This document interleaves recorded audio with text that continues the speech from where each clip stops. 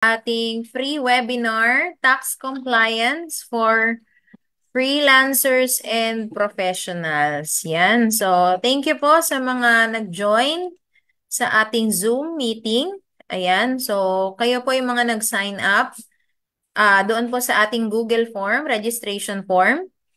And as of now po, we also did live broadcast din sa ating FB. So, yung FB na ginamit ko is my personal Facebook. So, makikita nyo rin doon in case that kailangan nyo pong i-rewind. Pwede. Alam ko kasi recorded. So, ayun po. So, in case po, doon po sa mga kasama ko sa Zoom meeting, if in case you have questions, you can type it in the chat box.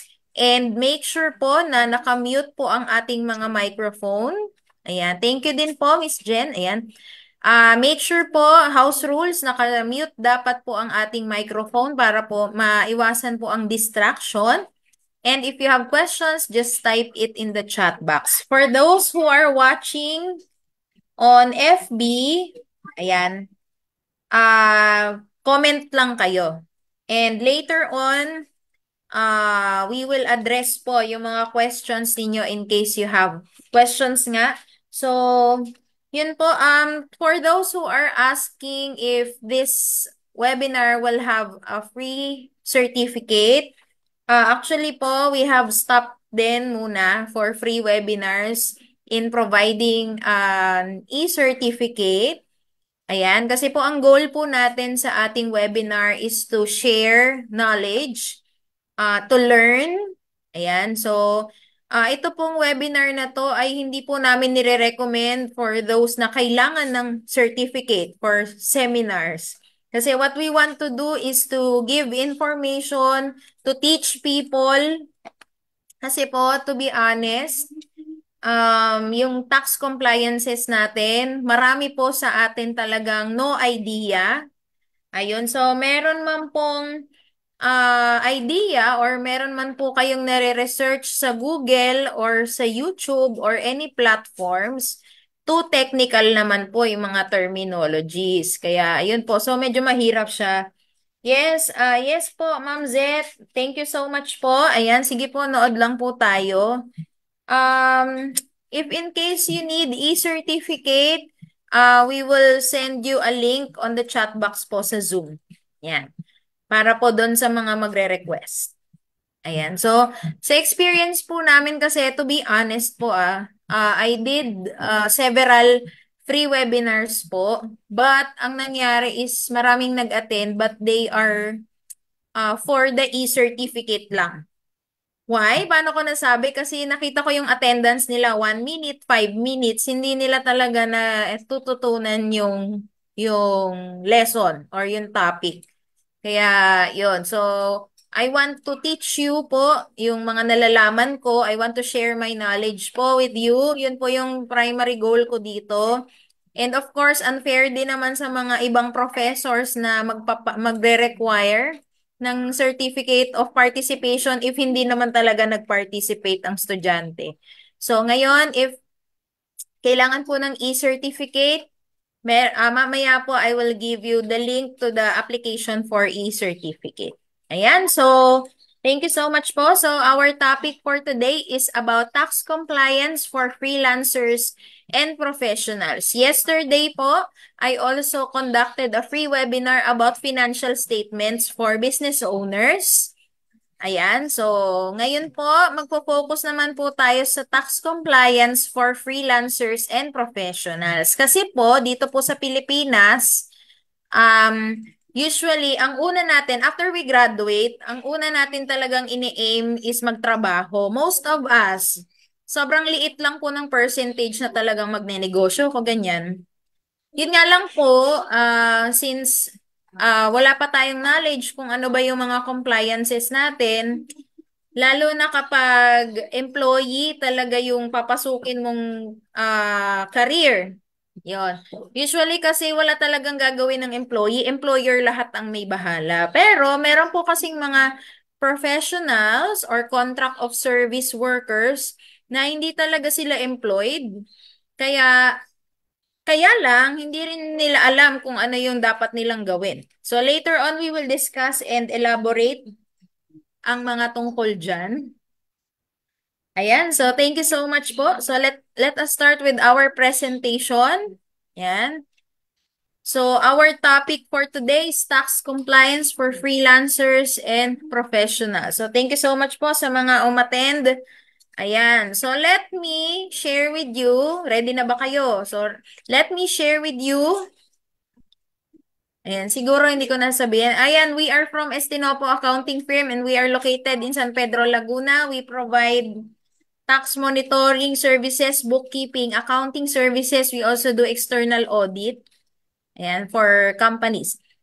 And ang goal po namin is, of course, peace of mind. Kasi pag narinig mo agad yung BIR, takot ka kagad, kaagad, kahit wala ka namang babayaran, takot ka na, napangunahan ka na ng takot, wala ka naman talagang babayaran.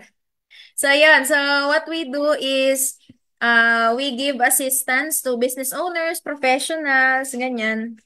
Kaya nandito po kami para tulungan kayo. And for now, hindi muna kami mag-aalok, kundi i-share namin sa inyo yung aming knowledge. And to start our presentation, let me share with you what is taxation. Yan. So taxation is the inherent power by which the sovereign, through its law-making body, raises revenue to defray the necessary expenses of the government. So, taxation is an inherent power. Pag sinabing inherent power, sadyang may ganyang power ang ating gobyerno, okay? So, parang sa tao, parang natural na sa kanya 'yon. So, taxation is an inherent power. Natural na po 'yan. At nagre-raise sila ng revenue, kaya nga po ang Bureau of Internal Revenue, yun ang pangalan niya, BIR. Revenue, yung kinokolekta nila sa atin. At ito pong pera na to ay para po sa gastusin ng gobyerno. So, necessary. Pag sinabing necessary, kailangan. Ano ba yung mga gastusin ng gobyerno? Syempre yung pasahod sa mga government employees kasi po yung mga government employees sila po yung nagtatrabaho para po sa kaayusan natin, no? Iba't ibang departments 'yan, iba't ibang ahensya ng gobyerno. Ano pa? Yung mga kalsada po natin. Yan, DPWH. Yung mga nag-aaral po sa mga libreng paaralan, mga public schools, kasama na rin po yung mga nag-aaral ng college ng libre sa mga state universities. Yan. Kung ikaw ay scholar, ikaw ay paaral ng gobyerno, yan po ay kasama sa mga pinagkakagastusan ng taxation. Ayan. So, kaya po, minsan po, marami po sa atin, syempre ayaw natin, di ba? Kapag gumagastos tayo, gusto natin matipid tayo. O kaya kung gagastos tayo, gusto natin yung gustong-gusto talaga nating gastusin o bilhin o kainin, di ba? Kaya marami po sa atin talagang nalulungkot kapag narinig na tong salitang tax or taxation. Pero yun po, kailangan po natin, ito po ay contribution po natin. Yan, para po sa kaayusan ng paligid natin. Dahil ang gobyerno po ang tumutulong sa atin para po mamuhay tayo ng malaya. Tama po. Nakakapaglakad tayo sa kalsada ng safe. Alam natin na walang mangi-snatch. Although may mga snatchers pa rin, but alam natin na merong gagawin ang gobyerno sa kanila, di ba? Hindi tayo papabayaan ng gobyerno. Tama po. And of course, yung ano pa ba? Like for example, bakit may mga permits, ganyan? Bakit may sinisingil lagi ang gobyerno? Yan, tax, 'di ba? Kasi po ginagamit po 'yan sa kaayusan. Ayan. So, yun po. So, it is a matter of apportioning the costs of the government. Kaya nga po may mga meetings po ang mga taga-gobyerno at nagkakaroon po sila ng appropriation, allotment po, na budget po kada sangay ng gobyerno. At yung revenue po na nakolekta ni BIR, yan po yung ginagamit doon. Kaya dapat po masaya tayo kasi ibig sabihin may napapaaral po tayo ng mga kolehiyo, ng mga college students, di ba? Masaya tayo kasi we are contributing doon sa kaayusan ng paligid natin. Hmm. Nakikita yung logo. Ayan ni Dunkin. Ayan. So, yan. So, yan po ang taxation. Ngayon, ayan. So, sino ba yung income earners in the Philippines? Kasi 'di ba, ang may tax naman talaga is income earners. So, para po sa atin, mga Pilipino, ayan, mga individuals, meron pong tatlong classifications tayo as income earners. So, una po is earning compensation income or salary or employment. Ayan. Then, pangalawa po, individual professionals, commissions-based earners, business income earners, and number three is mixed income earners. So, sino po ang mga nag-earn ng compensation income? Sila po yung mga sahuran o mga empleyado. Pag sinabing empleyado, kadalasan may time in, may time out, di ba? May oras ng trabaho, 8 hours. Ayan. O, di ba? Tapos, meron po silang contract of employment na nagpapatunay na merong employment or employer-employee relationship. At sila po yung may mga kinakaltasan ng SSS, PhilHealth, Pag-ibig. Sila po yung nasa payroll. Ayan, yan po yung compensation income.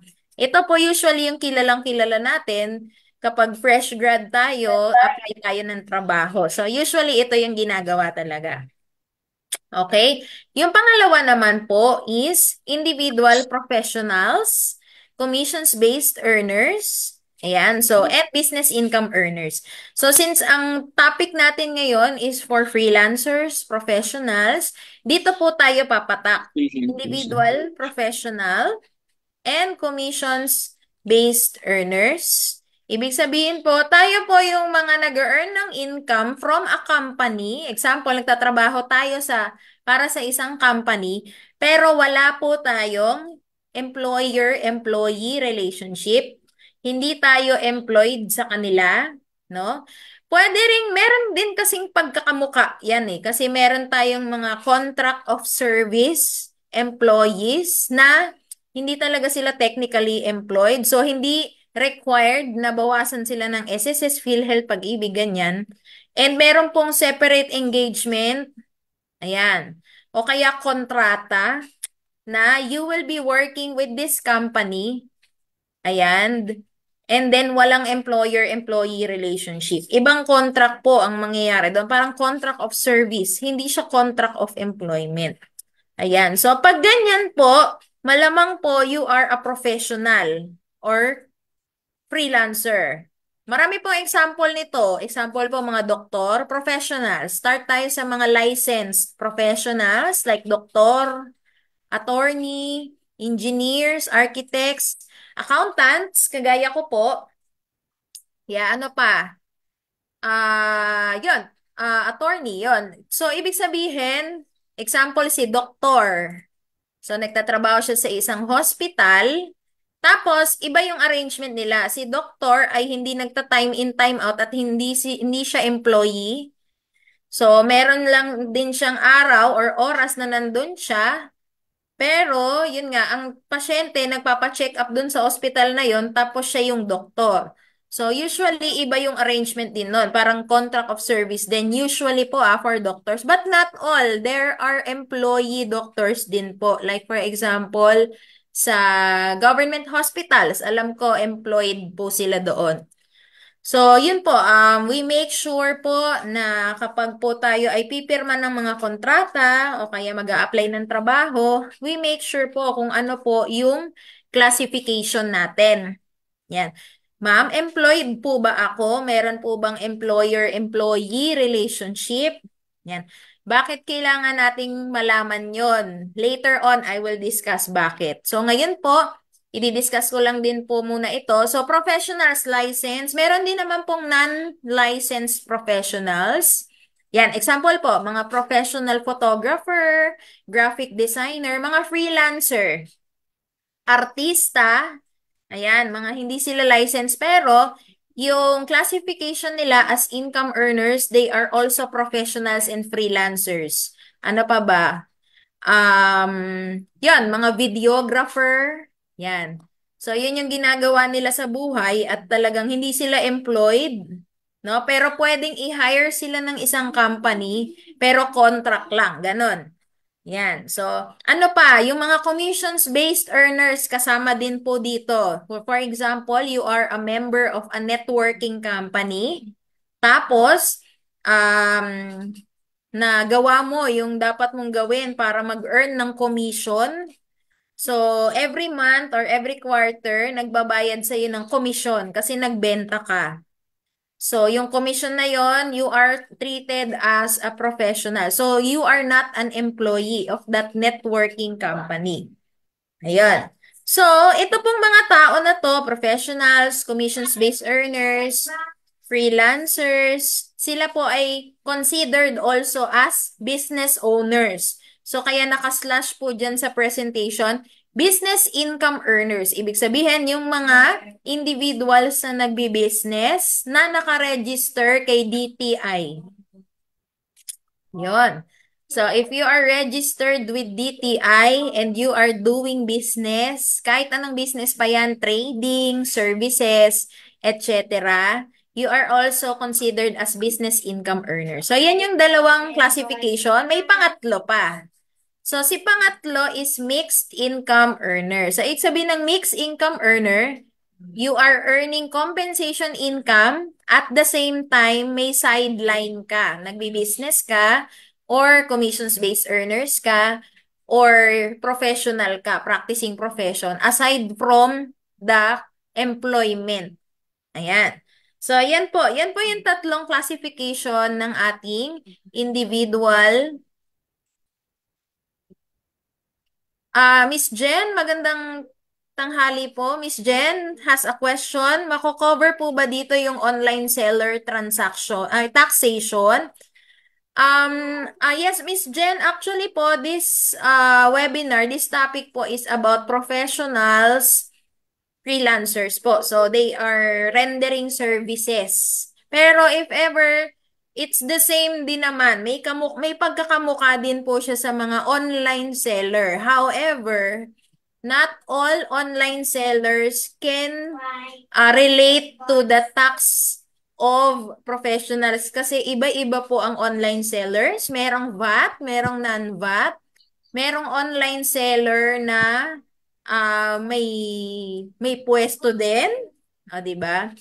So iba-iba po siya. So for those online sellers po, ayan, shout out ko po yung marami po akong chat sa aking messenger.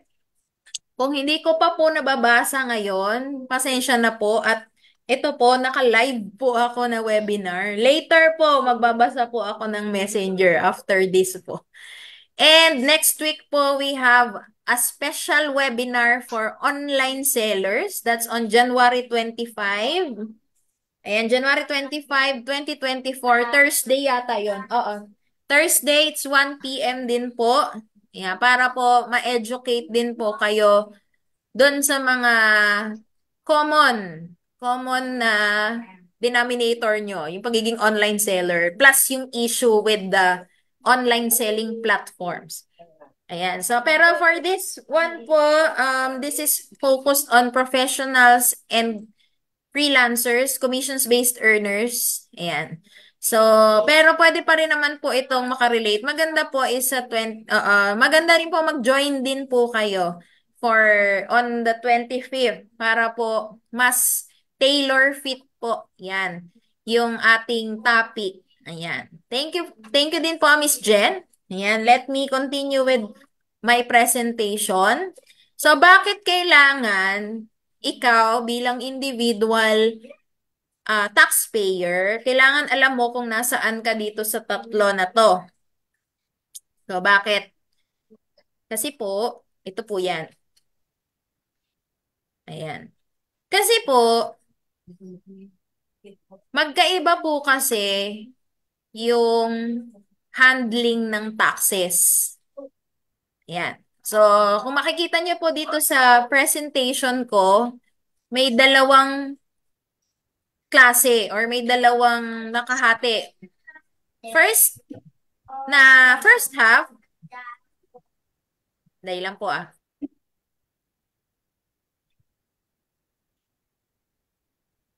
Ayan. So, let me share with you. First is yung sa employees. And then, yung nasa right side naman po is professionals, yan, freelancers, business owners, or mix. Kasama po dito.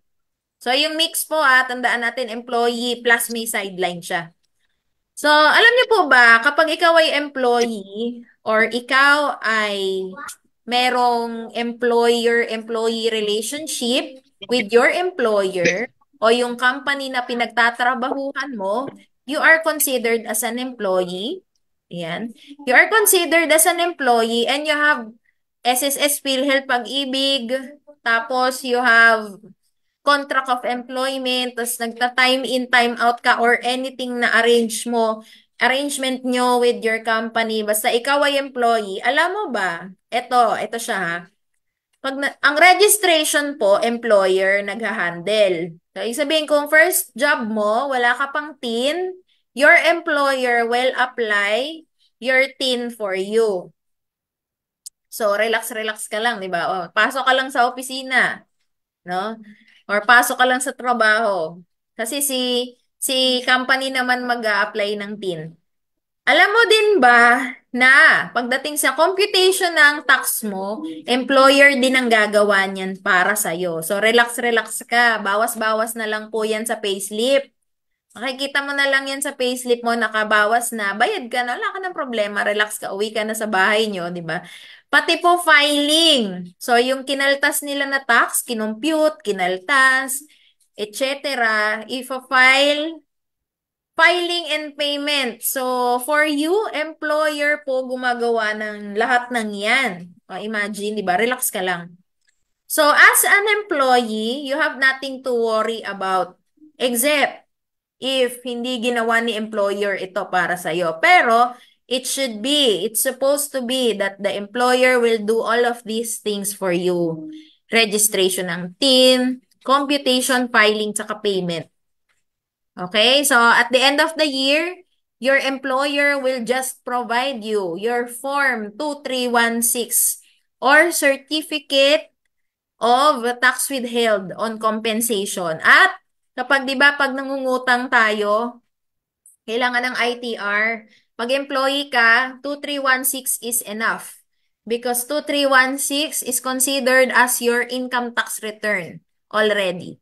Because of the substituted filing, ibig sabihin ng substituted filing, employer ang sa-substitute sa'yo na haharap kay BIR. So, wala tayong problema. Pero alam niyo po ba, once na lumipat po kayo sa kabilang bakod, pag kayo po ay naging professional, umalis kayo sa pagiging employee, lumipat po kayo sa pagiging professional or freelancer or business owner, or kahit employee pa rin kayo pero nag-sideline kayo, alam nyo ba na ang registration po ng inyong business or ng inyong sideline ay sarili po ninyo.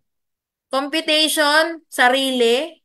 Filing, payment, kayo po ang gagawa niyan lahat. Wala po kayong employer na gagawa niyan for you.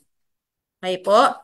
So, kung may siguro may ibang magtatanong, bakit yung pinagtatrabaho, for example, for a doctor, bakit yung um, nagjo-duty ako sa hospital na to, tapos kinakaltasan pa rin nila ako? Tama po? Totoo po yan. Yes, pero professional po kayo, hindi po kayo employed. Yan pong kaltas na yan, parang nag-advance payment lang po kayo kay BIR.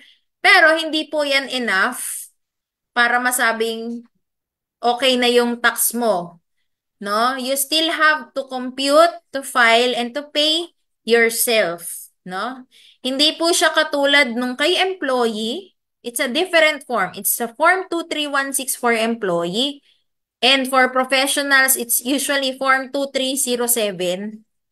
It's a different form and different story siya. So, if you are a professional, a business owner, or kahit employee ka na may sideline, ayan, racket on the side, alam mo ba na ang iyong tax matters will be your own responsibility. Ayan. So, yun po yung kahalagahan. Bakit kailangan po nating malaman ito? Kasi po, kadalasan po, ganito po ang scenario. Employee siya for 5 years, for example. Then, nag-resign siya sa company. And pumasok siya sa another company na nagtatrabaho siya for that company. Hindi niya alam na hindi pala siya employee, contractual pala siya. Contract of service worker pala siya. Hindi niya na-check. Ngayon, sinulatan siya ni BIR na may penalty na siya. Kasi po, nag-fall na po siya under professional or freelancer. Ang tanong, paano nalaman ni BIR yon? Kasi po, meron pong tinatawag na Form 2307. Nire-report kayo kay BIR na meron kayong income na ganito. So, posibleng mangyari yon. Kaya, kailangan po nating mag-ingat at kailangan alamin natin saan ba tayo dito. Paano malalaman? Kunyari, nagtatrabaho kayo sa isang company, ask your HR po. Yan. Yun po. So, yun. Ayan, so okay na. So, ibig sabihin pala, pag hindi ako employee, ang dahil ko palang kailangan gawin, no? Ang dahil ko kailangan isipin. Kaya dapat mag-ingat ako kasi sayang din po yung penalty. Alam niyo po ba, yung hindi natin alam yung tax laws, hindi natin alam yung dapat gawin, wala tayong idea, tapos magugulat na lang tayo may penalties. Yun nga lang, talaga naman kasing kailangan mag-penalty talaga kasi yun naman ang nasa batas eh. So, kawawa naman tayo, tama po. Pero yun, hindi po kasi dahilan yun. So, kailangan po talaga is informed po tayo. Kaya po we are doing these free webinars po for for you. Ayan, para po matulungan po kayo. Yan. So, yan. So, let us continue with our presentation.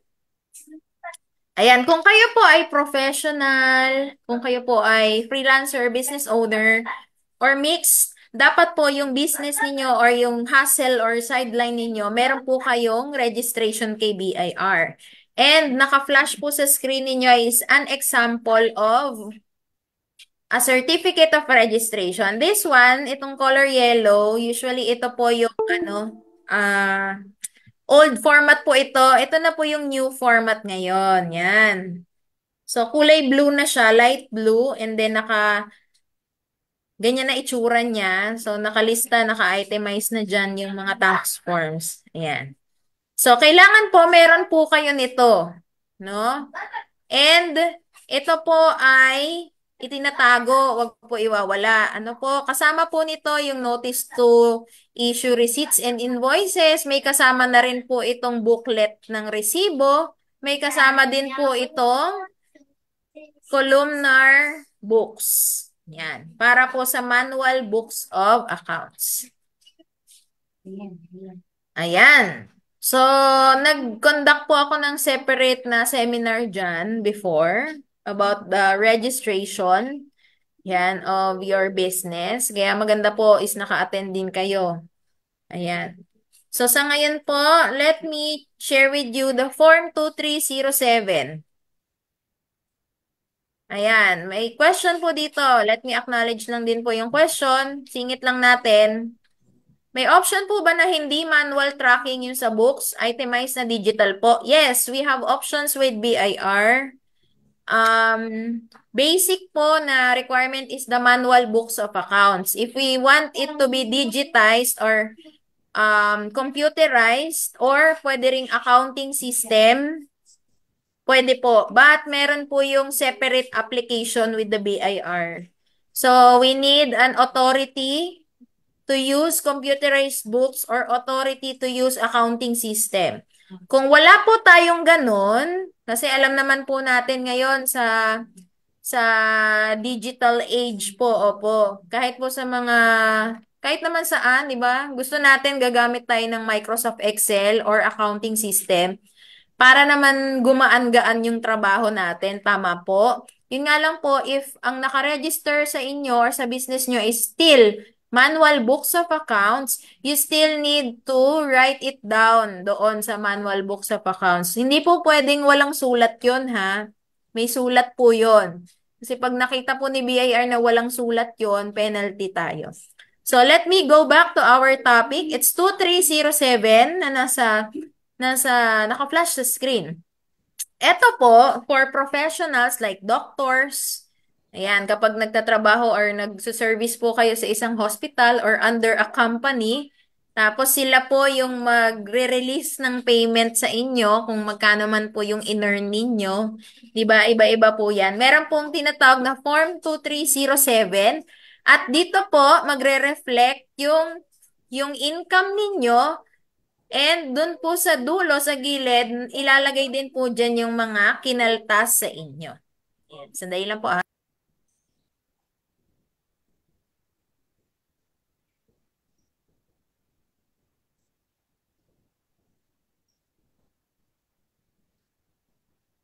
Ayan. So, ayan. So, let me continue. So, nandito rin po nire-reflect yung magkano yung kinaltas po sa inyo. Ayan. So, kahit po sa mga commissions-based earners, meron kaming maraming clients from one certain networking company and the commissions po, kapag nire-release sa kanila, may kasama pong ganitong form. Form 2307, nakalagay yung gross income and yung tax withheld or yung dineduct sa inyo. For professionals, usually it's 10% or 5%. Kung matitignan nyo rin po, mga professionals, hinihingian po kayo ng company ng sworn statement or sworn declaration every January. Tama po? Kasi po, doon po magbe-base yung percent kung 10 or 5 or 8%. Depende po. Pero ito po yung ginagamit ni company para po sa inyo. Yan. Para naman po dun sa mga freelancers. Yan. Sa freelancers po, ayan, usually hindi sila nakakatanggap nito kasi foreign yung client, no? Pero pwede pa rin po kayo makatanggap nito from local clients. Ayan. So, alam niyo po ba tong form na to, in 2307, napakahalaga po nito. Kaya po kapag tinignan nyo yung binayad sa inyo ng client ninyo or ng company na pinagtatrabahuhan ninyo, may kaltas na tax, request nyo po ng copy nito. Hindi po pwedeng wala kayong copy. Bakit? Hindi nyo po magagamit yung kinaltas. So, ganito po ang scenario niyan. Kung kinaltasan po kayo, for example, 10%, yan. Yun po ay dapat hindi po kayo malungkot. Ano po? Kasi po yun po ay good as cash pa rin. Dahil kapag nag-compute na po kayo ng overall tax ninyo, pwede nyo po siyang ibawas. Yun. Kaya dapat po may kopya kayo lagi nitong Form 2307 na to. Yan ha. Ito po yung common form for professionals, freelancers, for business owners, yung mga nagre-regular business at trading, service provider, pero may DTI. Yes, pwede pa rin po kayong makatanggap nito. Pag kinaltasan kayo ng kliyente o ng customer nyo, make sure po na hihingi kayo ng 2307. Isa pang issue ko, mga Shopee and Lazada and TikTok shop sellers, ang sabi, magwi-withhold na daw ng 1%. Please ask your platform if they will give you Form 2307 kasi karapatan po ninyo yon. Okay, so next week pag-usapan natin yan, January 25, alamin natin kung mag-i-issue ba sila. Kasi po, sayang din yung 1% na kinaltas. Pwede po ninyo yun ibawas sa tax due nyo. Ayan. So, yun po. So, if ever you have questions, ayan. Sa ngayon, marang wala namang mga questions pa ulit. Ayan. Thank you po sa inyo, sa mga nanonood po sa ating Facebook Live din. And of course, yung mga nandito po sa Zoom, thank you so much po. Ayan, so it's 1:45, o di ba? 45 minutes pa lang, parang ang dami na nating sinabi. Ang dami na nating natutunan. Ano po? So ayan. So since it's 1:45, any more questions? We will be taking a short break, 5-minute break po. Ayan, 5 minutes. Babalik po ako after 5 minutes. So, close camera muna po ako at mag-mute. So, mag-inom muna kayo ng water, CR muna kayo, or anything na kailangan yung kausapin. So, babalik po ako after 5 minutes. Thank you so much po.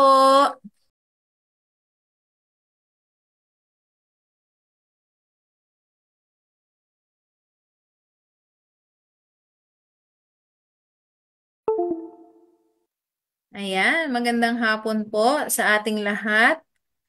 Ayan, so thank you po sa mga umattend ng ating free webinar for professionals. Yan. Yan. So, i-check ko lang din yung ating Facebook Live. Ayan. So, yan. So, ano yung pinag-usapan natin kanina? Nag-start tayo sa taxation. Tapos po yung um, types of taxpayers. Pagdating sa mga individual taxpayers. Pag sinabing individual, natural person, or tao, or human being. Yan. Tapos po pala, tayo pong mga individuals, meron po tayong TIN number, kung tawagin. Yan. Actually, may mga Facebook Reels din ako dyan, saka sa TikTok about the TIN. And marami ako nakikitang comment na marami nagko-correct sa akin kasi TIN number ang binabanggit ko. Yan. Alam ko naman po yun, huwag kayong mag-alala. TIN number daw. Pero, of course, I want to be understood by those who are watching din. No, pag sinabing tin, naguguluhan pa rin sila kung tin ID. Akala nga ng iba, tin ID, it's the same as tin number. Or sa tin, akala nila tin ID. Kaya, ang ginagawa ko is, kinaklaro ko. And since limited lang po yung time sa Reels, it's 60 seconds lang eh. Or 90 seconds eh. Tin number, yun naman talaga yung layman's term doon. Tama po. So, yun. Alam ko pong taxpayer identification number yun. Huwag po kayo mag-alala. So, yung TIN po natin as individuals, isa lang po yan ha. Yan ang ating nag-iisa, kaisa-isang TIN forever po. Bawal po yung pag may dalawa na kayong TIN. Nako, bawal po yan. Pwede kayong makulong. Ang alam ko pwedeng makulong eh. No? Kaya ingat po, isang TIN lang po tayo for our lifetime. Kung nakakuha ka ng TIN from your employment, yan. Tapos, after 5 years, after 10 years, nag-iba ka na ng career, nag-business ka na, yan pa rin po yung tin mo. Wala kang ibang gagamitin. Yan. So, bali yung tin mo, lagi mo lang siyang i-update ng kung ano ka ba ngayon, employed ka ba, or mixed income ka, or professional. Thank you po, Doc Marlon Arcegono. Thank you po. Yan. Ayan. So, yeah, meron po tayong question dito. How about LGU registration? Like business permit, need po ba for professionals? Or PTR or OTR will do? Sa pagkakaalam ko talaga is for professionals, PTR or OTR will do. Ayan po PTR or OTR will do. Yung business permit po kasi is a permit to do business. However, sa mata ni LGU, hindi naman business yung ginagawa natin. It's rendering or practicing profession. Kaya, yon. And also, yon, kung kayo po ay business owner individual business owner na naka-DTI, it's mandatory po na magkaroon talaga ng business permit. Ang dahil nagtatanong, kailangan pa ba ng business permit? Kailangan pa ba ng business permit? Ang mahal-mahal ng business permit, tama po? So, minsan nagsisimula ka pa lang, 20,000 na agad yung business permit. Sakit, di ba? So, yun po. Actually, technically, all businesses po requires business permit. Yeah. Kaya po, hindi po natin pwede sabihin na, nagbi-business ako, ganyan-ganyan. So, ako po as accountant, I registered Estinopo Accounting Firm po. Meron kaming business permit. So, yun. Pero yung isa kong sideline, which is meron akong isang company, another company, kuno, pero hindi siya company itself. Ginagamit ko po is yung sarili kong pangalan. It's Melissa Angelica Estinopo, CPA. bilang auditor po, external audit. And the service is different from Estinopo Accounting Firm. Yun po, wala po akong mayor's permit. So, I have PTR. Yan. Ayan. So, ito po, may question pang isa. How about yung mga tin na ginagawa ng mga nag-a-assist sa FB? Valid ba yon? How to check po if legit siya? O, yan o. O, makinig po. Ayan. So, alam nyo ba, yung 95% po ng mga yun ay fake. Okay po. Merong mga, merong mga legit naman. Yung nga lang po, siguro, kaya siya nagiging legit kasi nga may contact sa loob ng BIR. But technically, bawal po yun. Pero syempre, wala namang nahuhuli. So, if you want your tin or if you want na talagang legit yung tin mo, dumaan po tayo sa tamang proseso. Yan. So, kasi may mga iba sa inyo na kumukuha pa rin nung services yung nag-aalok po sa FB. Kinukuha niyo pa rin yung services nila, tapos magagalit kayo kung fake yon.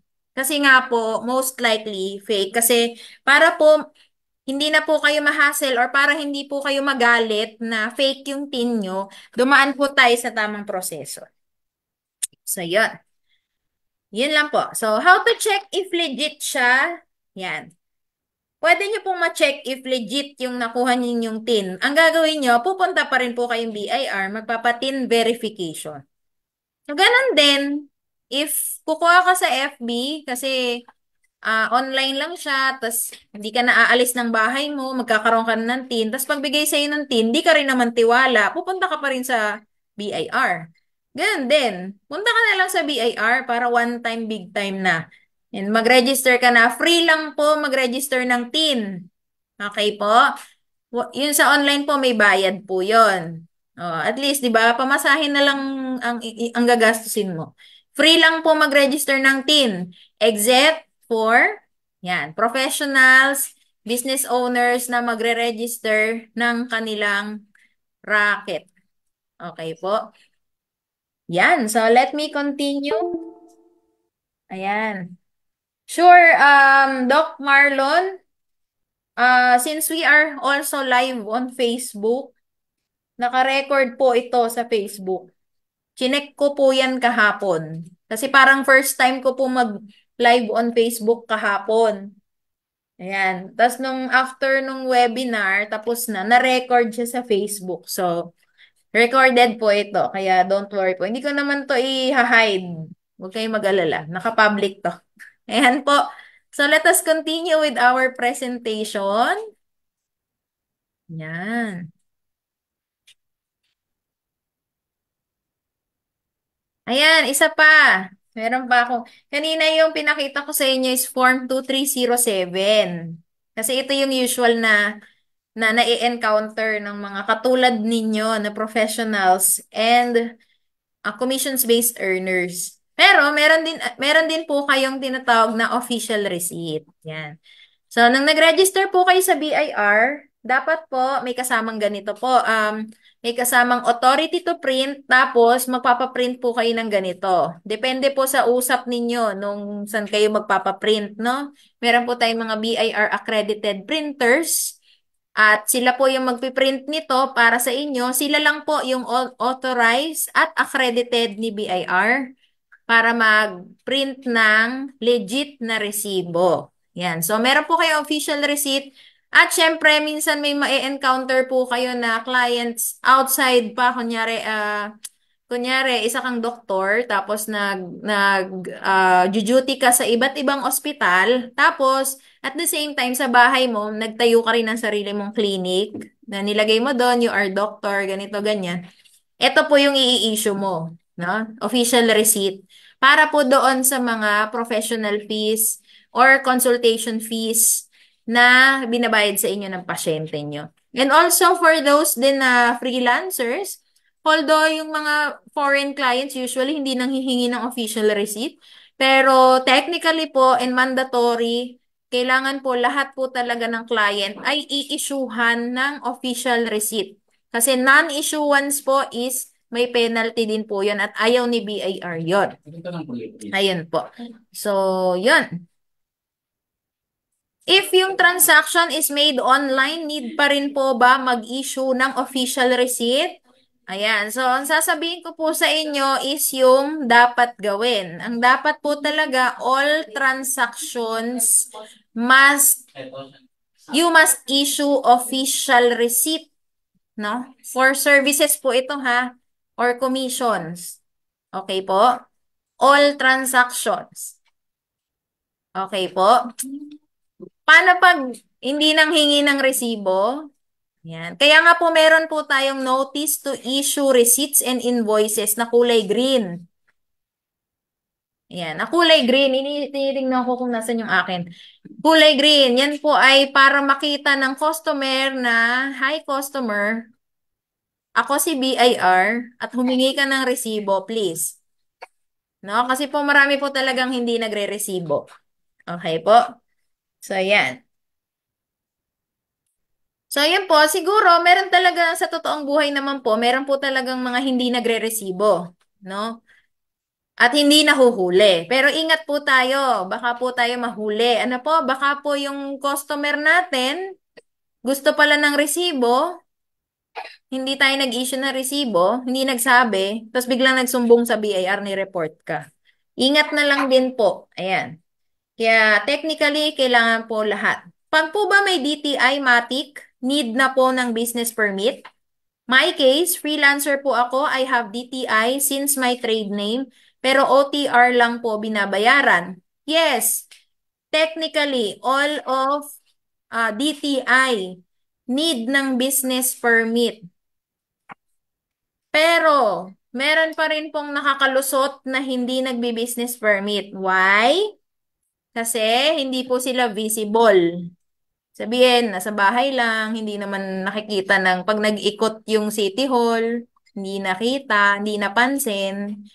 Pero, technically po, kailangan po talaga ng business permit. So, kaya nga po ang tawag dyan ay permit, it's permission. If you have permit, you have permission. If you don't have permit, you don't have permission. So, ayan. So, business permit is also a protection for the business owner and protection for the community. Kaya po, merong business permit, may mayor's permit. Yan po ay to protect the citizens of the city or the barangay. Example, nagtayo ka ng baboyan. Tapos, ah, hindi ka nag-apply ng permit. No, wala lang, tinayo ko lang siya kasi may puhunan ako. Magaling ako mag-alaga ng baboy, no?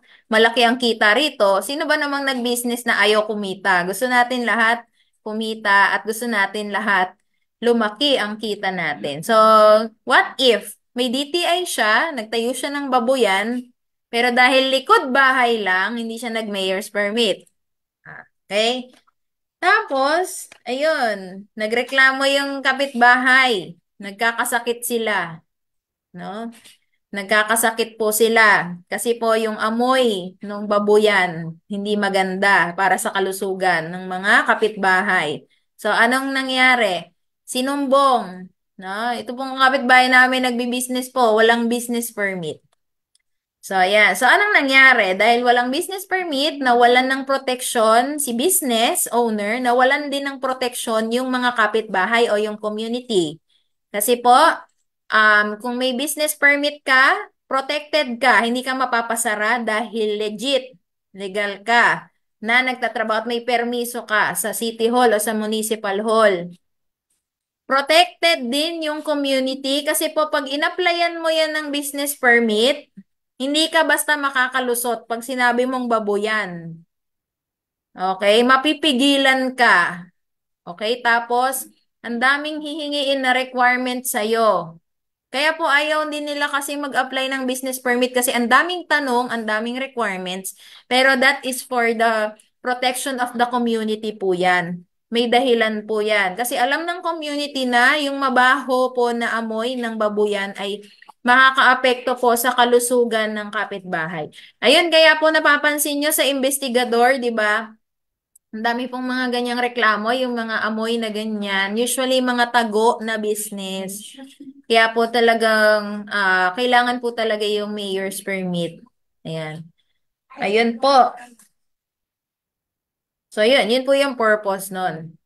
Pero kung kunyari, nag-opt kayo na ayaw nyo nang mag-apply ng business permit, ingat na lang po na pag nahuli po kayo, edi ipapasara po. May experience po pala ako na nakita, kapitbahay lang po ito noon pa eh. Wala pong mayor's permit yung kanyang burger stand. Ayun, nilagyan, pinakuan ng dos por dos, tas naka-X, na parang ang pangit tignan. 'Di ba? Nakakahiya. So, hirap din po. And penalty din po yun, syempre. Plus, napasara pa yung business niya. So, ayan po. So, ayan po yung kahalagahan nitong mga compliances natin. So, marami po akong nakausap, like, for example, yung mga Shopee, Lazada sellers na nalulungkot talaga dun sa nangyari na i-declare na sila kay BIR. Pero, yun nga po, um, kailangan din kasi, kaya po ito ginagawa ng gobyerno natin, hindi po para pasakitan po tayo or hindi po para ipahamak po tayo or ipahiya tayo or something like that or perahan tayo, hindi po. May goal po ang gobyerno natin, no, na ingatan din po tayo bilang mamamayan. Ayan. Kaya ginagawa nila po ito para sa protection din po natin. So, yun. So, sige po, let us continue. So, meron po tayong dalawang main documents na usual nakikita ng mga professionals, yung Form 2307 at itong official receipt na meron po tayo. Tama po? So, ngayon, pag-usapan na po natin, ito pala, the importance of compliance. Business continuity, kasi pag di tayo sumunod, titigil tayo, ipapasara tayo. O kaya pag di tayo sumunod, yung mga puhunan natin, pangbayad lang ng penalty, wala na tayong puhunan. So, in order for the business to continue, we need to comply. Okay po? So, wala po tayong magagawa doon. It's for the good of the community. No? So, dapat po um, ingatan din po natin yung, wag po yung puro sarili natin. Yan, may kanta nga po, di ba? Walang sino man ang nabubuhay para sa sarili lamang. Tayo po ay sama-sama po. Kaya kailangan ingatan po natin ang isa't isa. Yan, ganyan po talaga ang buhay. At adulting po. Ayan. So, and of course, expansion. Kasi po, kapag meron kang mga compliance na ganyan, most likely, ikaw yung kukuhaning supplier. So, example po, isang malaking-malaking kumpanya, kinuha ka nila, for example, bilang supplier nila, ikaw na lang kunin namin kasi kumpleto ka ng dokumento eh. Kasi kailangan namin kumpleto ang dokumento. Kasi malaking kumpanya kami at nagko-comply kami kay BIR. Side comment ko lang din, marami po din nalulungkot na mga online sellers kasi yung supplier daw nila walang resibo. So, yan po. So, ibig sabihin, hindi rin sila legit. So, ang mangyayari, it's domino effect. Magre-resibo na rin po yan, yung mga suppliers ninyo. Kasi hindi na po kayo sa kanila bibili. Maghahanap na kayo ng may resibo, di ba po? So, lahat po talaga, kailangan po talaga natin gawin ito. And of course, credibility. So, paano pag sinabing ano, di ba? Pag bibili tayo sa isang online shop, para malaman natin na legit, makikita natin na siya ay registered. Di ba? Ikaw ba naman, kunyari may dalawa kang pinagpipilian na bibilhan, tas yung isa walang rehistro, pero ang mura-mura. Tapos, yung kabila, rehistrado, pero hindi gaanong mura or mataas yung presyo kaysa dun sa isa. Pero registered siya. So, ngayon, ikaw naman, bilang consumer, gusto kong makatipid, sige, dun ako sa isa kukuha. So, dun ka kumuha sa hindi rehistradong tindahan. So, ma'am, kailangan ng down payment, 200,000. Sige, bigay ko na tong 200,000 pa-reserve ako ng isa. Ayun. Tapos, dahil hindi sila rehistrado, hindi mo alam yung company name nila, hindi mo alam PIN number nila, address nila, Nakausap mo lang, ganun, kasi nga legit kuno, ayun, tinakbo na yung 200,000 mo kasi hindi po sila credible. Hindi po sila registered. Ayan. So, syempre, kaya ang mangyayari, alam niyo po ba kapag registered ang isang tindahan, most likely hindi ka mai-scam niyan. O, kaya pag magdi-deal po kayo sa mga suppliers nyo or maghahanap kayo ng supplier, may bibili kayo, make sure po na legit registered po sila. Kasi ibig sabihin meron silang iniingatang pangalan, may iniingatang compliances. Ayaw nila na masumbong sila sa BIR. Ayaw nilang ma-penalize kaya hindi kanyan lolokohin. O, di ba? Marami pong nabibiktima niyan. Kaya yung iba po talaga, lalo na yung malalaking companies, gusto nila kompleto ang registration para alam nila sa sarili nila na hindi sila mas-scam. So, yun po. So, yan. So, let's go to the max compliance proper. So, kanina po, um, intro pa lang po yun, no? Pero isang oras na. Pero let's proceed to the tax filing and payment. So, since ikaw ay professional, ikaw ay freelancer, ikaw ay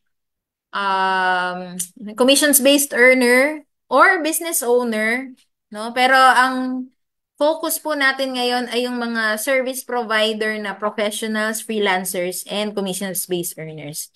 So, meron po tayong tax filing and payment. Tayo na pong gagawa niyan. Yeah. So, ano-ano yung mga tax na kailangan yung i-file? Number one, annual registration. Pero ito po ay tinanggal na po. Okay? Starting or effective January 22, 2024, hindi na po tayo pagbabayarin ng annual registration. Pero ikwento ko na rin, ano ba tong annual registration? So, kung tayo po ay nag-register as a professional, as a freelancer, as business owners din, no, meron po tayong certificate of registration. At nung araw na in-apply natin yon, nagbayad din po tayo ng 500 na registration fee kay BIR. So, ito pong annual registration fee is every January, binabayaran po ito 500 din. So, parang ito yung renewal. No? So, pag tinanong, nire-renew ba yung Certificate of Registration kay BIR? Actually, yung Certificate of Registration, yung kulay blue kanina, hindi po yun nire-renew. Ano? Kasi yun na po yun. Permanent record na yun unless ipa-amend mo or ipa-close mo. Kaya lang po, every January, naniningil po si BIR ng annual registration, 500 pesos. Pero tinanggal na po ito. Yon. So, kaya hindi na po ito kailangang bayaran. Ano po, yung mga nagbayad po, ayun, kasi kailan lang to ni-release, di ba? Tapos nung time na yon marami na pong nagbayad. Pero, hindi na po ma-refund yun. Okay na po yun. Hindi nyo na makukuha kay BIR yun. So, yan po siya. So, yan po ang annual registration. At dati po, ito pong annual registration, 0605 ay, ito po ay finiframe. Okay po. So, alam niyo po ba, side information, kapag po kayo nag-register ng business, DTI, BIR, meron po, bibili kayo ng frame. Yan, bibili po kayo ng frame, hindi po pang picture, no? Yung frame na pang certificate po, ayan, yung frame na pang certificate, bibili po kayo niyan. Kasi po, required po tayo na i-display yan. Yung DTI, BIR registration, yan, yung ating mayor's permit, yan, mga naka-frame yan. Tapos yung notice to issue receipts and invoices. Meron po akong reels niyan sa Facebook. Hanapin nyo na lang po. Yan. So, mga naka-display po yan. At noon po, itong Form 0605, naka-display din po ito, naka-frame. So, kailangan po updated po kayo niya. Pero malamang, dahil tinanggal na po yan, malamang hindi na rin po ire-require yan na i-frame. Pero kung meron po kayong existing 0605 na naka-frame na, huwag niyo munang alisin. Okay? Para sure tayo. Para safe. Ayan. Ayan, Miss Eunice, need po ba magbayad ng annual registration fee this 2024? yung mga nag-register last year lang. Dahil po tinanggal na po yan, no need na po. Pero kung nagbayad na po kayo, hindi nyo na po marerefund. Ayan. Pero kung hindi po ito tinanggal, Miss Eunice, example, hindi po tinanggal, yes, binabayaran po ito. Kahit po nag-register kayo ng December 31, 2023, pagdating ng January 2024, kailangan nyo pa rin magbayad ulit ng 500. Kaya yung iba po ang ginagawa, yung registration nila, ginagawa nila tuwing January na. Kung talagang alanganin na. January na. Pero wala namang nagre-register ng December 31, sarado opisina nun. Oo, sarado opisina ng BIR nun.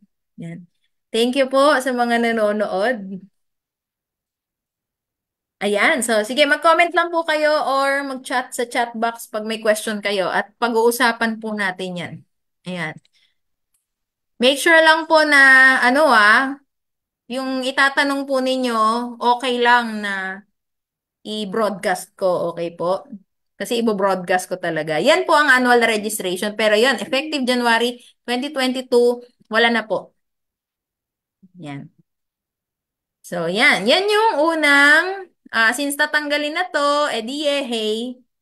Okay, thank you, BIR. Ayan. Thank you po. Ayan. So, next, ano pa yung mga tax forms na fina-file ng isang professional? Ayan. So, alam niyo po ba, may isa pa akong kwento. Alam niyo po ba, kapag po, usually kasi ang mga Pinoy, nagsa-start siya, first job niya, employed siya.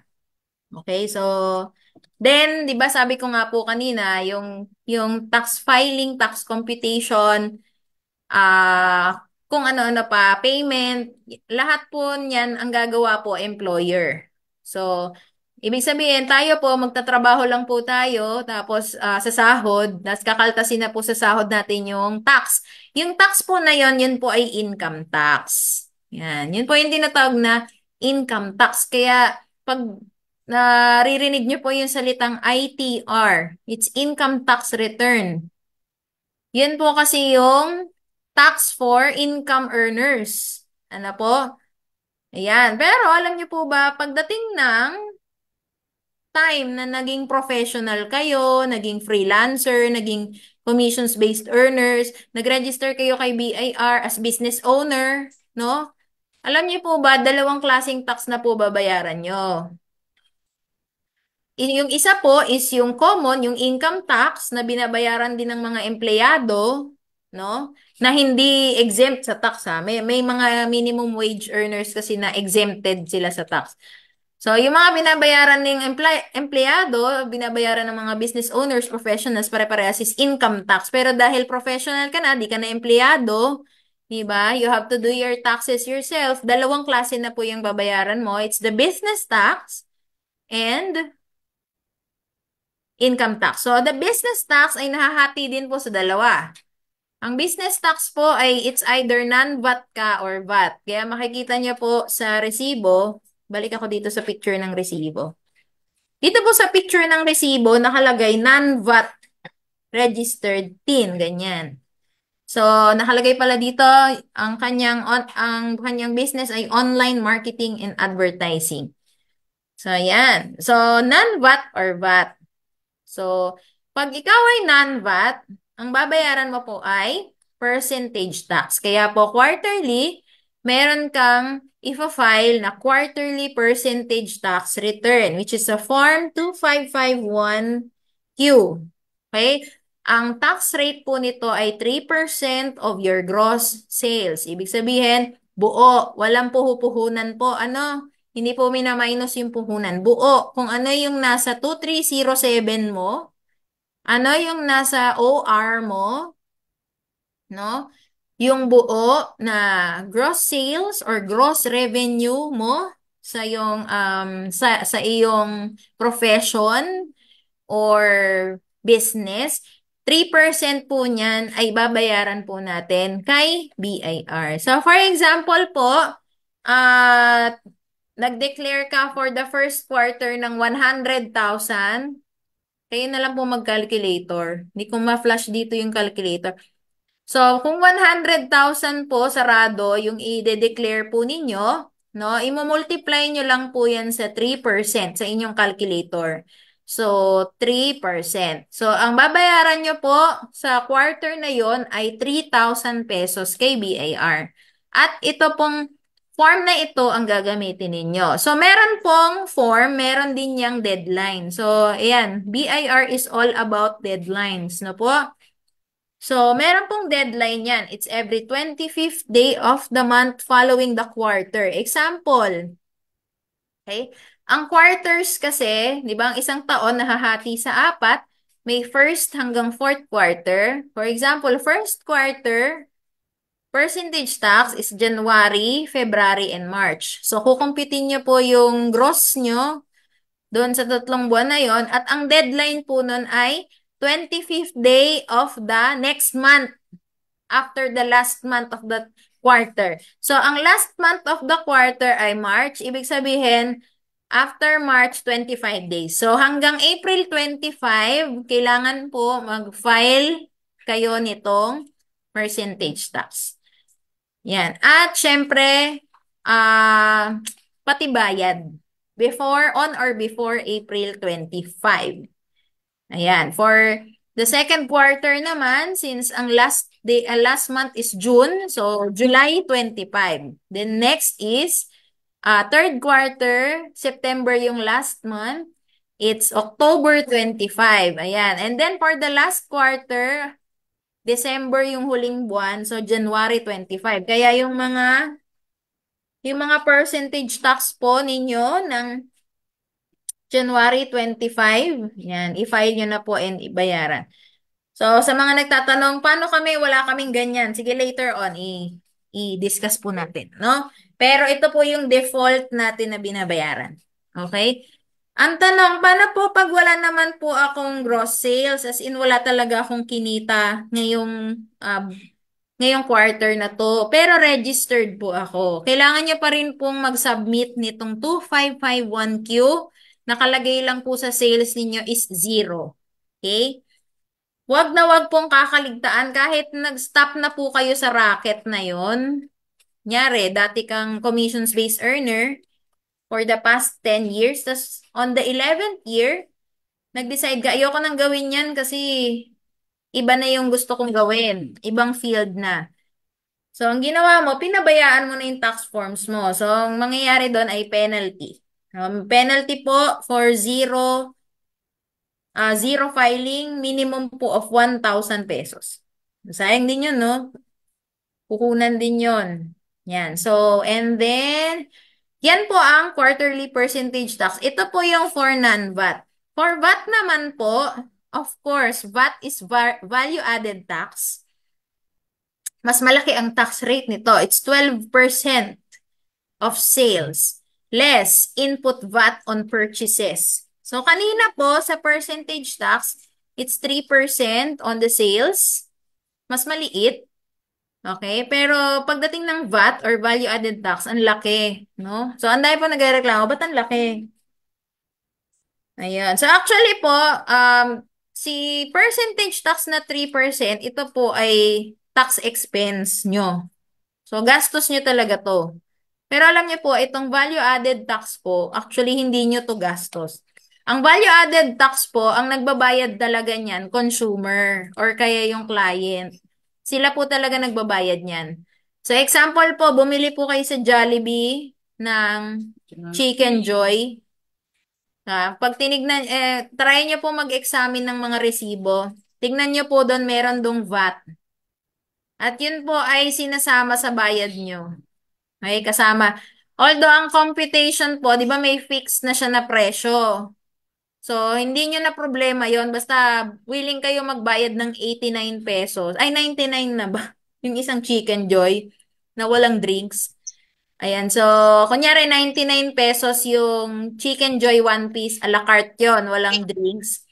So, yung VAT nun, si Jollibee na magko-compute. Basta, ang binibigay po nila lagi na presyo, kasama na po or inclusive na po ng VAT. Yan po kasi yung ruling din natin. Ayan. Kaya, yung VAT po na yon, kayo po yung nagbayad. Yung mga customer, mga clients po. So, ngayon, sa point of view ni Jollibee, example, Si Jollibee po, pag naggawa na po yung accountant niya ng quarterly value-added tax return, yan, hinihiwalay na po niya yung mga VAT. So, yung binayad mo na VAT, hinihiwalay po yon at nire-remit po niya kay BIR. So, actually po, ikaw bilang professional or uh, professional or business owner or freelancer, kung ikaw ay VAT registered, ang nagbayad talaga ng VAT yung customer mo. Ikaw ay taga-remit lang. Okay? So, bawal po yan ibulsa. Ano po? So, ire-remit mo yan. Kasi po nakadeclare po yan. Yun nga lang po, ito po yung isang benefit po kapag ikaw ay registered as VAT business or what professional. Kasi po, kapag bumibili din po kayo sa labas, purchases of goods and services, tapos meron silang sales invoice or official receipt, tapos VAT registered din sila, yung VAT na binayaran mo doon, dahil ikaw yung customer, ay pwede nyo pong i-minus sa VAT na ibabayad nyo. Example po, ang sales mo po, kinompute mo na ng January, February, March, okay, tapos ang deadline niyan April 25. Same din sa percentage tax. So, kinompute mo January, February, March, tapos na-compute mo ang VAT na babayaran mo or ire-remit mo kay BIR ay 100,000. Example ha. Ay, uy, ang laki, 100,000 pala. Yung mga pinatago sa akin ng client ko na pera, na value-added tax. No? Tapos po, in-examine mo din po yung iyong purchases of goods and services na substantiated or merong official receipt or sales invoice. Yan. Alam niyo po ba yung VAT doon? Kukunin niyo rin po yung VAT doon, tas ima-minus niyo po. So, for example, sa purchases mo, ang nakolekta mong input VAT nasa 60,000. Example lang po ah. So, yung VAT mo sa sales mo is 100,000. Tapos, yung input VAT mo or yung VAT on your purchases of goods and services, nung inipon mo siya, uy, nasa 60,000. Ibig sabihin, 40,000 na lang po yung babayaran mo kay BIR. So, meron kang opportunity or meron kang benefit na ganon na pwede mong i-minus yung mga VAT na dun sa mga binili mo. Pero dito po sa quarterly percentage tax, walang ganun po. It's fixed 3% of your gross sales. Gastos mo talaga yan. Okay po. So, yan. Yan po yung dalawang business tax. Pag non-VAT ka, percentage tax. Siyempre, pag VAT, value-added tax. Ayan. So, pareho po yan ang deadline. It's April 25 for the first quarter, July 25 for the second quarter, October 25 for the third quarter, and January 25 for the fourth quarter. Ayan po. Ano yun? Sandali lang po excuse me.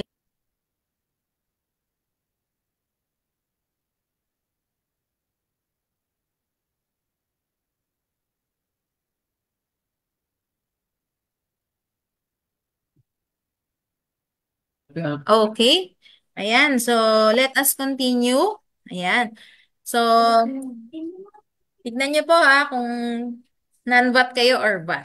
Pero karamihan po, alam niyo po karamihan po sa mga professionals, usually non-VAT. Ayan.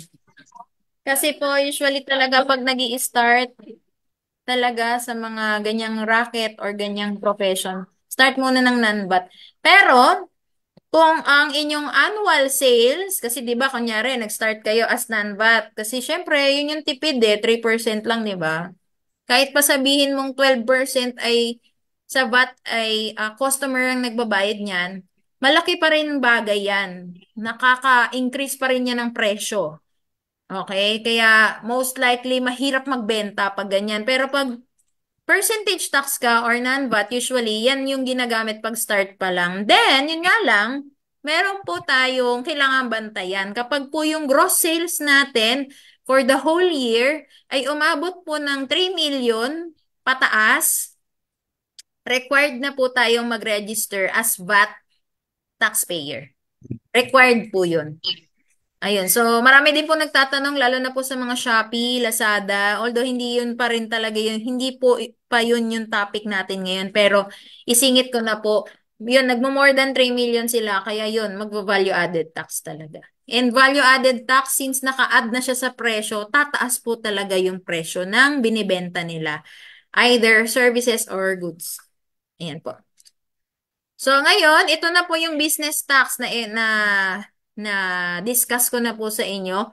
Let's go to the next type of tax, which is the income tax.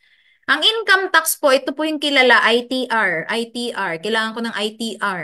No?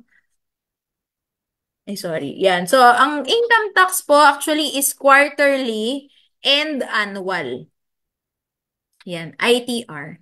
Income tax return. Merong quarterly ITR, may annual ITR. So, si quarterly income tax, ito po ay ginagawa tuwing first, second, and third quarter. Okay? Ayan. So, marami pong computation ng income tax. Marami po tayong pwedeng daanan. Depende sa'yo. Kaya po, doon po sa mga ibang nagtatanong, yan, yung ibang lalo na po yung mga nagpi-PM na hindi ko pa nasasagot. Pag may nag-i-inquire po, required po talaga na makausap ko po kayo personally or special as in call. Nasa inyo lang din po talaga ako magfo-focus. Hindi po ako pwedeng magbigay ng quotation na iisa para sa marami. Mahirap. Bakit? Kasi iba-iba po tayo ng sitwasyon. Ano po?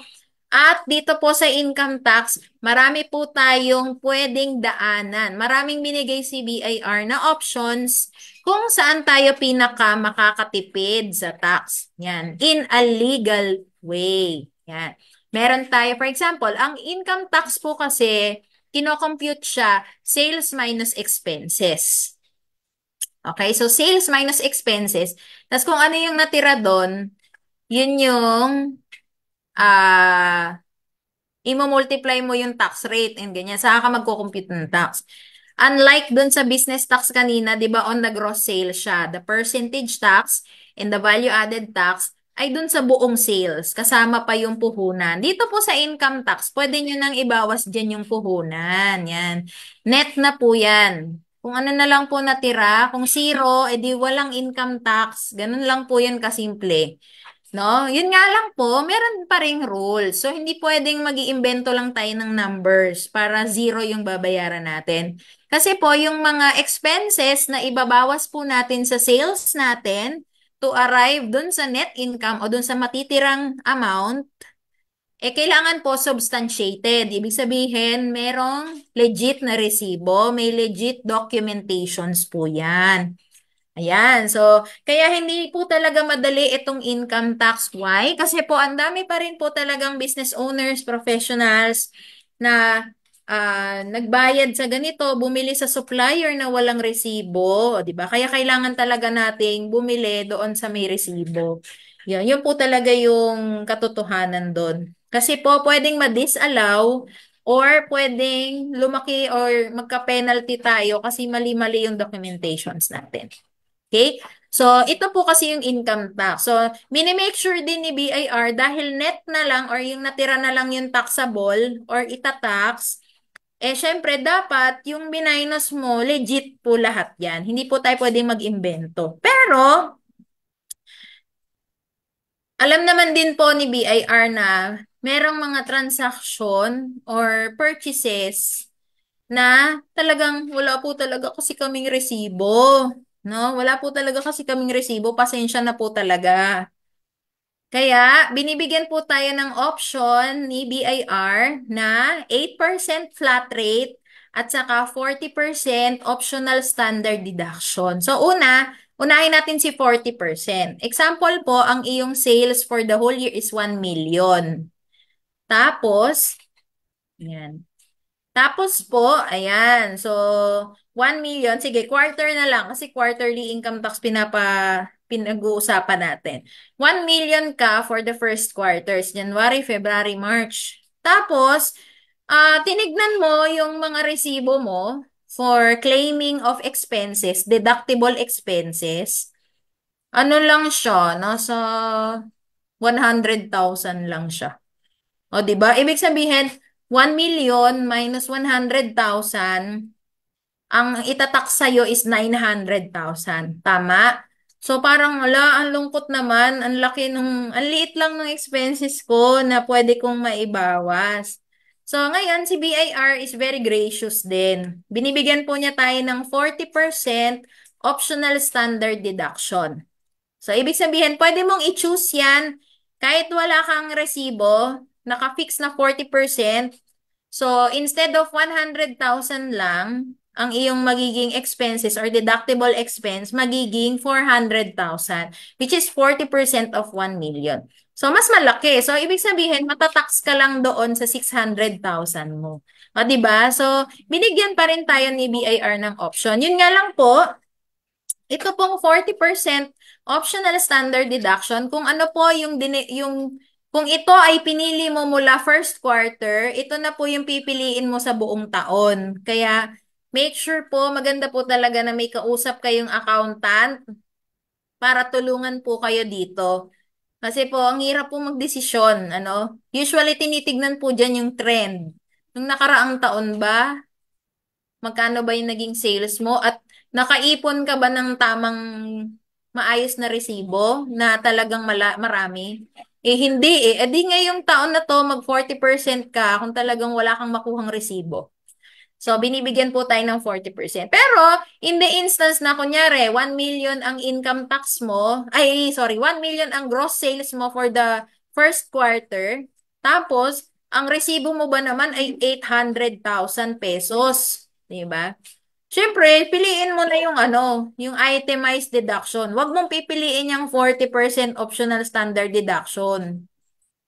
Kasi mas maganda yung itemize mo kasi 800,000. Ibig sabihin, 200 lang yung taxable. Exempted pa yun kasi less than 250. Diba? Hi, Ate Sandy. Shout out, Ate Sandy. Thank you din po.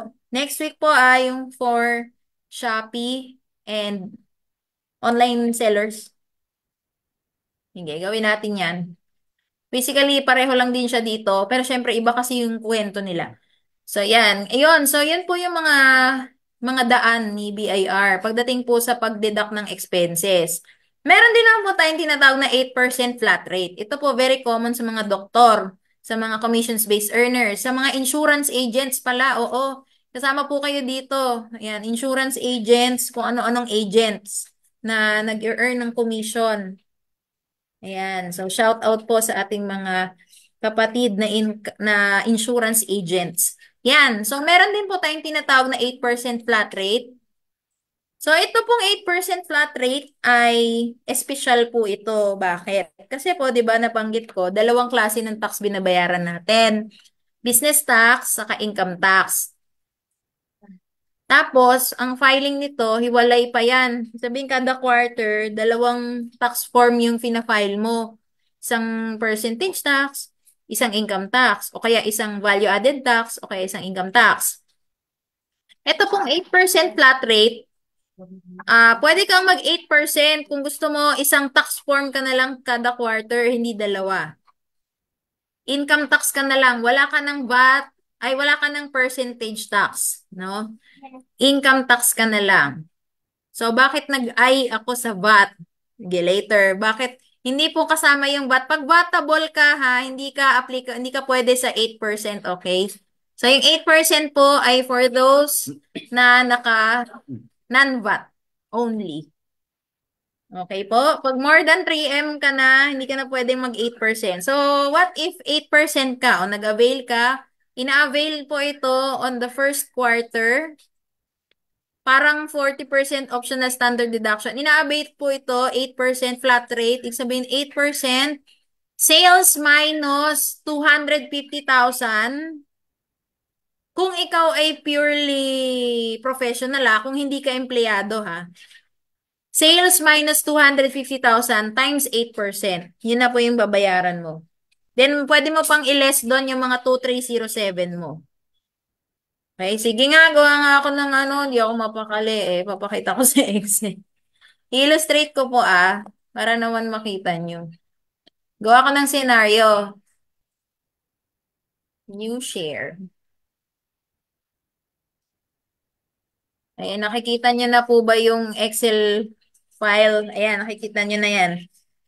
So, example po, ikaw ay doktor or insurance agent, professional ka. Okay, tapos sa first quarter, nag-earn ka ng 1 million. Yes. Ito yung inyong revenue or sales. Kahit ano dyan, pag gamitin nyo revenue or sales, walang problema. Hindi naman kayo accountant. Pero sa accountants po, magkaiba yan. Yan. Pero okay lang yan. Pareho lang yan. Isa lang yan. Huwag nyo nang isipin yan. So, for example, sa first quarter po, ang inyong revenue or sales nag 1 million kayo. Ay, sorry, 100. Kulang ng isang zero. Yan, nag 1 million kayo. So, ngayon, um, ano nga yun? Yung 8% ang pinag-uusapan natin dito, no? So, nag-option kayo ng 8%. So, gusto nyo, 8% na kayo. So, ang pagdidesisyon po ng 8% ay ginagawa tuwing first quarter. Kailangan nyo pong pumunta sa BIR at ipa-update ang Certificate of Registration. Sabihin nyo, mag-8% kayo for the whole year. Hindi po pwede pa bago-bago ng isip na 8% ako ngayon sa first quarter. Second quarter po ay hindi na ako mag-8%. So, kailangan po ng proper tax planning. Kailangan marunong tayong mag-forecast kung ano bang mangyayari in the future. Yan. Kasi hindi po pwede pa bago-bago. So, kung gusto mo mag-8%, ang computation po niyan ay kung ikaw ay purely professional, ha? Hindi po mix, ha? Okay? So, ang computation po niyan ay,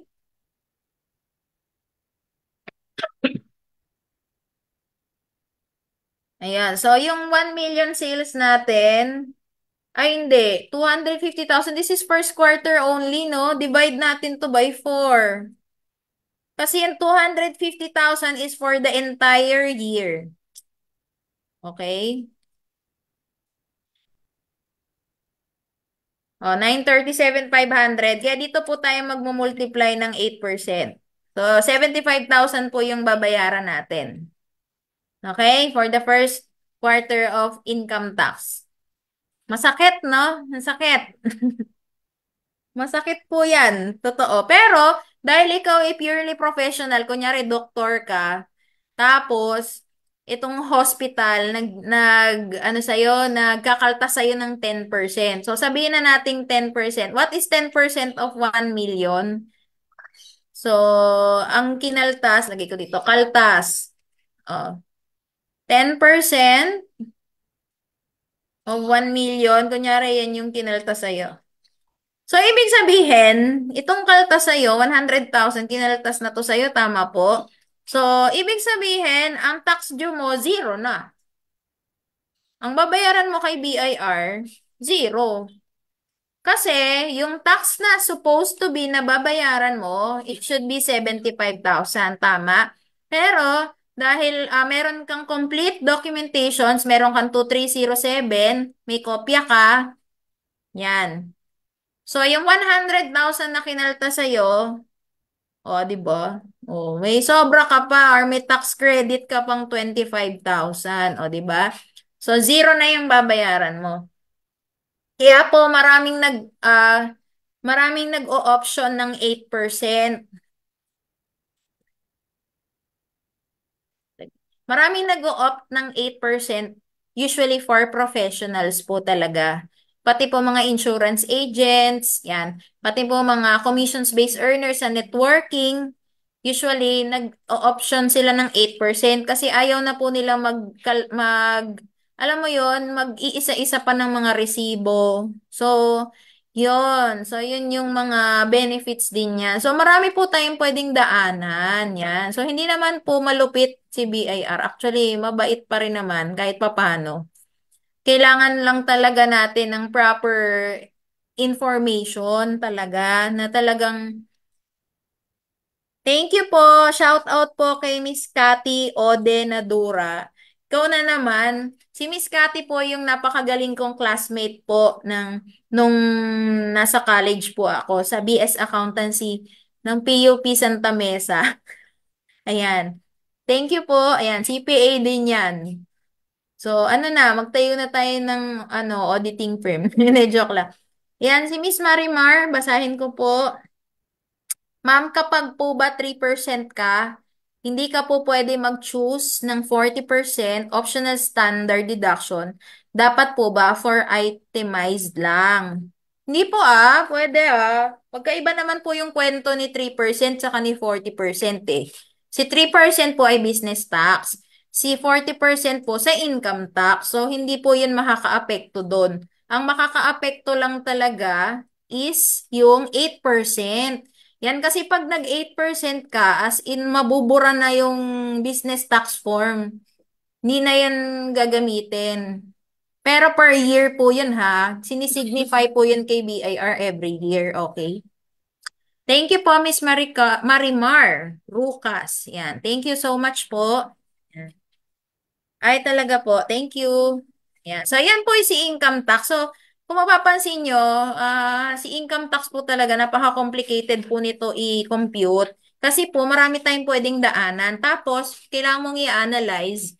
Alin ba dyan yung gusto mong daanan na kalsada? Diba? Kaya po talagang, alam niyo po, nung nag-aaral kami nung college, ayaw ko nitong subject na to. Tapos ngayon tinuturo ko. Ang sakit kasi sa ulo talaga nito. Pero nung na-experience ko na po sa actual practice, ito pala, yan, natutunan ko tuloy siya. So, ang income tax po na quarterly ay 3 quarters lang. First quarter, second quarter, third quarter. At may deadline po siya na iba. No? Kung kanina, ang deadline is on the 25th day after the last month. So, ngayon, iba na yung deadline nito. It's 15th day of the second month. So, bilangin nyo, 45 days po yung average nun. So, for first quarter, ang deadline po ay May 15. Kasi second month, di ba? March. Tapos bilang ka ng second month. April, May. On the 15th day. Ayan. Ayan. Sabi ni Cathy, hanggang ngayon, ayoko niyan. Andiyan ka na. Ikaw ba naman isubo sa'yo araw-araw tong problema ng tax, di ko pa matutunan to, di ba? Pero dati po ayoko talaga nito. Mababa grade ko dito dati. Kasi mahirap po talaga siyang i-absorb. Kaya po pag meron po nagko-consult sa akin na ma'am, turuan mo na lang ako, ganyan. Ako talaga, naku, ma'am, mahirap po ituro talaga yan. Promise. Mag-aral ka na lang ng BSA, ma'am. Pero yun, sa kami mga training, sa iba na lang po kayo magpa-train. Ako naman po, nagwe-webinar ako pero hindi ko po tinuturo yung step by step. Kung ano lang po yung kailangang malaman ng isang business owner or professional. Mababa din grade ko dyan, sabi ni Ate Sandy. Uy, Ate Sandy isa din to sa mga magagaling kong classmate dati, katabi ko to. Oo, tama si Cathy. Mahirap talaga, lalo na kasi wala naman tayong experience nung college. Oo ba naman, ikaw ba naman, ang alam mo lang noon maglaro, di ba? Alam mo lang nun manood ng TV. Tapos bigla kang mag-a-accounting. Wala pang ABM noon, wala pang grade 12 noon. Bigla kang tuturuan ng basic accounting, tapos taxation, tapos wala naman tayong alam sa totoong buhay. Kaya mahirap talaga. So, sa experience po talaga is the best teacher. Para po sa akin. Ayan. So, yun po. So, si income tax yun po, 15th of the second month. So, for the first quarter, it's May 15. Memorize ko na to. For the second quarter, it's August 15. And for the third quarter, it's November 15. Then, tanong, paano yung pang fourth quarter? So, pagdating po kay income tax, wala siyang pang fourth quarter. Kaya po nandito kami, Estinopo Accounting Firm, kasi kahit po, di ba ang gulo, si business tax may 4 na quarters. Si income tax, 3 lang yung quarter. Tapos iba pa yung kwento ng mga monthly. So later. So, wala po tayong fourth quarter income tax. Why? Kasi po, diyan na po papatak yung annual income tax. Yan. Yung pang fourth quarter na income tax po natin, yan. Yung pang fourth quarter na income tax po natin, annual na po siya. Consolidate na po yan. Consolidated first, second, third, and fourth quarter. Yan. So technically, parang fourth quarter lang din to, pero kailangan mo i-report sama-sama po yung first hanggang third quarter. Plus yung natirang 3 buwan, October, November, December. Ito na po yung April 15 na deadline. So kung mapapansin nyo, hindi siya katulad ng mga deadlines ng quarterly. Talagang binigyan tayo ni BIR ng 3.5 months para i-compute to. Bakit? Kasi nga, napaka-complicated nito. Hindi katulad ni business tax, kung ano lang yung gross sales mo, basta alam mo, yun yung benta mo at yun yung de-declare mo, yun yung nasa resibo mo, yun yung nasa 2307 mo, yun yung natanggap mo. Multiply ka lang ng tax rate, 'di ba? Pero ito po kasi ang daming kailangan gawin dito. Kailangan maayos yung mga resibo mo, etc. Alin ba diyan yung ginamit mo? Saan ba yung pinakamababang taxes? Ganyan. Ayan, may ang daming comment sa FB. Ala. Oo, sige, computein mo yan lahat. Sana all po, puro CPA. Ay, hindi po. Wag po kayo mag-sana all po. One of my dream kaso hindi pa po buo ang loob ko. Pakiramdam ko babagsak. Kaya believe ako sa mga CPA. Ang gagaling nila. Thank you po. Pero wag niyo na pong, wag niyo na po ituloy. Alam niyo po ba, natatawa po ako. Kapag ang magulang ay doktor, gusto nila ang kanilang mga anak puro doktor din. Yan. Pati po mga engineer, ganyan. Pag mga lawyer, yan. Gusto nila, yung anak nila, lawyer din. Yan. Try niyo pong tanungin yung mga CPA na mga magulang. O yung mga yung mga nanay dyan na CPA. Ayaw niya maging, ang dami ko pong tinanong, ayaw nila na mag-accountancy yung anak nila. Yun yung napapansin ko. Pero ako, gusto ko mag-accountancy yan ako. Siguro ako pa lang yon. Ewan ko lang si Cathy, tsaka si Ate Sandy. Big no daw si Cathy. Wag na lang po. Marami din, kahit yung boss ko dati na, although hindi pa sila CPA, basta accounting graduate, wag na kayong mag-accounting. Ayaw ni Ate Sandy. Kapatid mo, talaga. Ang hirap po nun kapag lahat po ganun kasi mape-pressure, kaya nakakatuwa ang ibang parents na sinusunod ang kagustuhan ng anak. Dapat naman talaga, hayaan mo yung anak mo, huwag mong pilitin kung ano gusto niya. Di kung gusto niya maging CPA, di okay lang. Yan. Talaga, nag-accounting din pala yung kapatid mo. O yan, sige, tuloy na natin. So yan, yun po yung annual income tax return. At ito pong annual income tax return, complicated siya. Kaya mahal talaga yung services nito. Tapos, meron pang mga taxpayers na required mag-attach ng financial statements, di ba? Lalo na yung mga corporation, o yan, non-individual yun ha, mga corporation, yan. Yung mga individuals naman, pag nag more than 3 million ang sales, kailangan ng financial statements din. Tapos yung iba, audited pa. So, magbabayad ka pa ng external auditor, CPA, para magpirma ng iyong financial statements. So, kaya po sinasabi ko sa din, may sinabi din ako sa isa kong reels na kung naisip mo magnegosyo, dapat seryoso ka. Kailangan buo yung loob mo. Kailangan di ka susuko. Kasi kailangan to eh.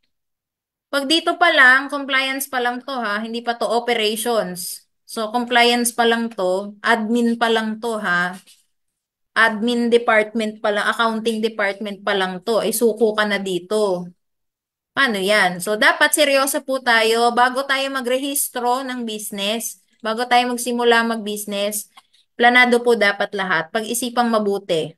Hindi lang po yung benta ang pinagpaplanuhan, pati po yung mga compliances kasi talagang pag nabulaga tayo ng penalty, sayang naman yung pera natin, di ba?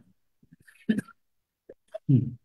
Ayan, ask ko lang po if Shopee seller din DTI, ano po ang pipiliin, regional or city? Sa, alam ko po kasi talaga sa DTI, kapag nagre-register ka, ang scope, di ba, national, barangay, tinitingnan po yan kapag magtatayo ka ng branch. So, for example, nakatira ka sa Muntinlupa City, tapos online seller ka, tapos balak mo, doon ka na lang sa bahay nyo talaga, pati warehouse mo, doon ka lang talaga, pwede na po yung barangay scope. Kahit pa sabihin mo ang mga customer mo ay sa Mindanao pa, ipapaship mo, okay lang yon. Hindi po yun tinitignan. Ang tinitignan dyan, if kung taga Muntinlupa ka, tas balak mo magtayo ng another tindahan or branch sa Visayas, eh magna-national scope ka. So, tinitignan po yun ni BIR. O kunyari, naka-Muntinlupa ka, tas naka-barangay. Tas pumunta ka ng Iloilo. Punta ka sa BIR, sir, magre-register akong branch. Tas makikita niya, Muntinlupa, tas barangay, poblasyon. Ay, sir, hindi ko po tatanggapin tong DTI nyo, i-national scope nyo muna to. Yun, doon masisita ka talaga. Pero pag mag-ship ka lang naman doon sa customer mo, hindi po yun tinitignan. Yes, ayan. Ayan, so yan. Yan po ang annual income tax return. Yan.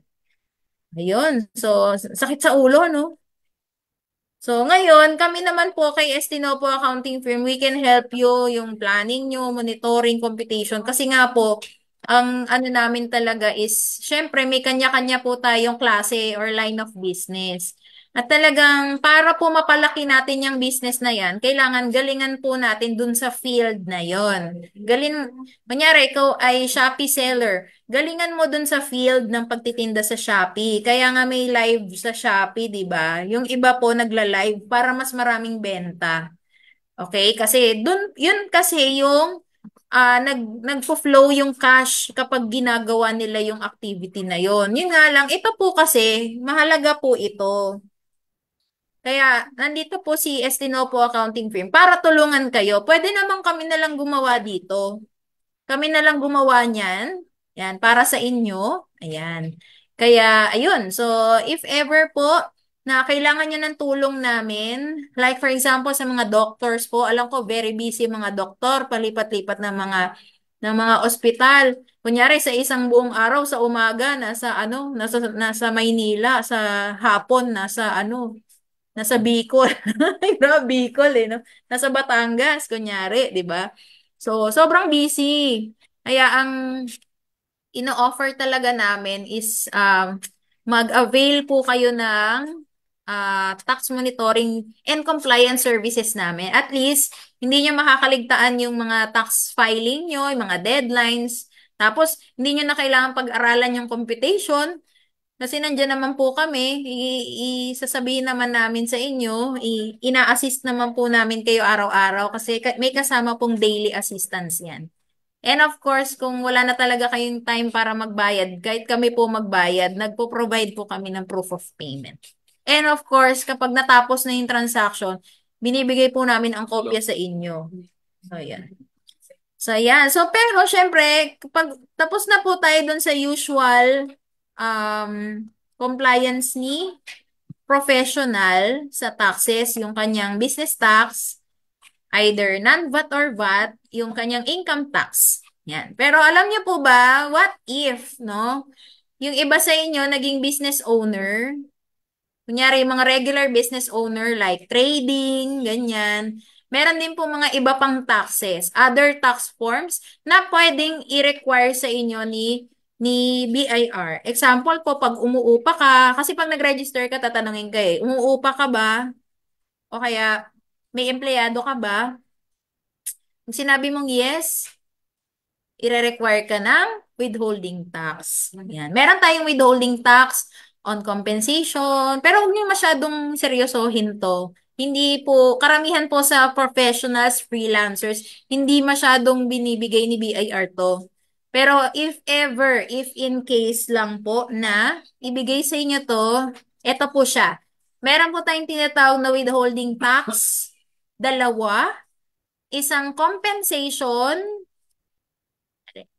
and isang expanded. Yan.